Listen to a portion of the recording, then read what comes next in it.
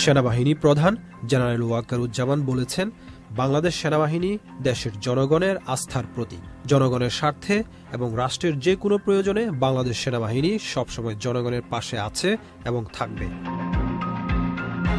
৩রা August সেনা সদর helmet অডিটোরিয়ামে নিয়মিত কার্যক্রমের অংশ হিসেবে অফিসার্স অ্যাড্রেস গ্রহণ অনুষ্ঠানে এ কথা বলেন।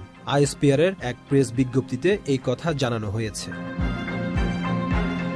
আন্তঃবাহিনী সংযোগ অধিদপ্তর আইএসপিআর জানায়, সেনাবাহিনী প্রধান জেনারেল ওয়াকারুজ্জামান অফিসার্স অ্যাড্রেসে দেওয়া বক্তব্যে সব সেনা কর্মকর্তার উদ্দেশ্যে দেশের চলমান পরিস্থিতির উপর আলোকপাত করে সেনাবাহিনীর কার্যক্রম সম্পর্কে দিক নির্দেশনা দেন।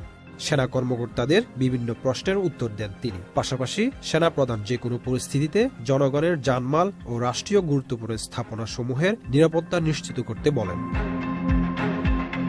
সেনাপ্রধান বলেন, বাংলাদেশ সেনাবাহিনী দেশের জনগণের আস্থার প্রতীক। জনগণের স্বার্থে এবং রাষ্ট্রের যে কোনো প্রয়োজনে বাংলাদেশ সেনাবাহিনী সবসময় জনগণের পাশে আছে এবং থাকবে। এছাড়া তিনি সামাজিক যোগাযোগ মাধ্যমে চলমান বিভিন্ন গুজব সম্পর্কে সচেতন থাকার পরামর্শ দেওয়ার পাশাপাশি সততা, নিষ্ঠা ও ন্যায়পরায়ণতার সঙ্গে দায়িত্ব পালনের নির্দেশনা দেন। এ সময় সেনা সদরের ঊর্ধ্বতন সামরিক কর্মকর্তা সহ সব সেনানিবাস থেকে ফরমেশন কমান্ডার সহ সব পদবীর সেনা কর্মকর্তারা ভিডিও টেলিকনফারেন্সের মাধ্যমে অংশগ্রহণ করেন।